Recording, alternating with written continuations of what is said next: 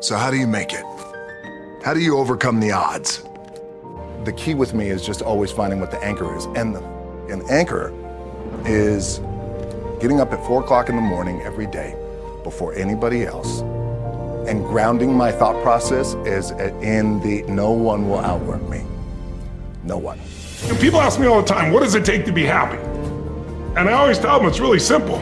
One word, progress. Progress equals happiness. If you keep growing, you're gonna feel alive. And if you keep growing, you're gonna have more to give. And when you're growing and giving is when life is magnificent. It doesn't matter how many statues, Oscars they give you, or Emmys, or how much money you have in the bank. We've all seen people have all those things and I get the phone call because they're depressed or somebody commits suicide in that area. So it's really an inner game. And I think that's what's missing for us today. Everybody's focusing on the outside world and how there's a lot of things in the outside world you'll never be able to control. You can influence, but you can't control it. The thing that has worked for me is to remember the hard times. So before anything big that would happen, I would always take a moment and I'd just remind myself, all right, I was evicted when I was 14. We were kicked off the island. We couldn't live in Hawaii. Had no place to live. A lot of shit happened. Then when I moved to Nashville, I was arrested multiple times by the time I was 16 years old. Like, I remember that. Here's the thing with success. Every time there's success, you have to be prepared for the darkness.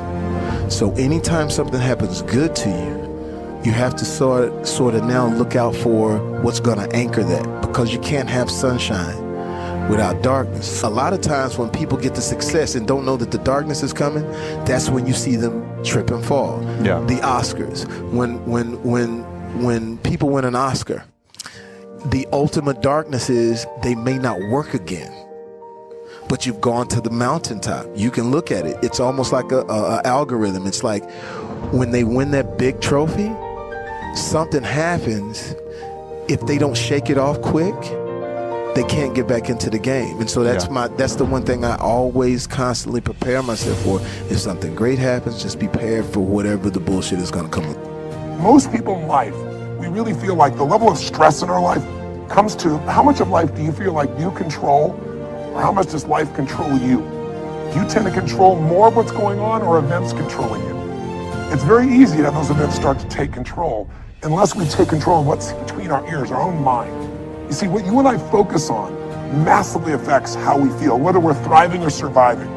If you focus on what you can't control, if you focus on the past, if you focus on what's missing from your life constantly, that pattern of focus will make you frustrated, overwhelmed, depressed.